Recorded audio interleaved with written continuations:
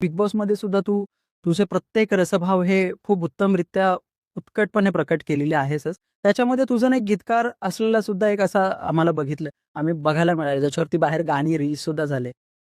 सोचा सोची हे सगळं कशा पद्धतीने म्हणजे काय थॉट प्रोसेस काय होती त्या सगळ्या दरम्यान? इतक्या पद्धतीने तू कशा पद्धतीने उत्कट होत होतीस? सगळे विचार करून प्रकट नव्हते झाले मी तिकडे.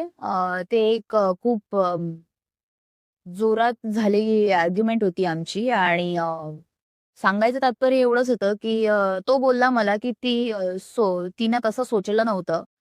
ते सोचल्यावरती माझं एवढंच रिप्लाय होत ती जर सोचायला येतच नाही, तर मग कोंबडीसारखं बोलायला कशाला पाहिजे?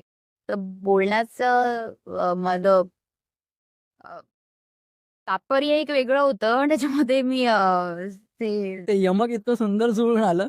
त्याच्यामुळे वेगळं त्याचं एक बनून गेलं आणि जे की माझ्या फेवरमध्ये होतं. त्याच्यामध्ये मी सोशल मीडियावरती राज्य केलं असं म्हणायला काही हरकत नाहीये. आणि काही का असेना तोंडातून काहीतरी निघून गेलं आणि त्याचा ट्रेंड बनून गेला.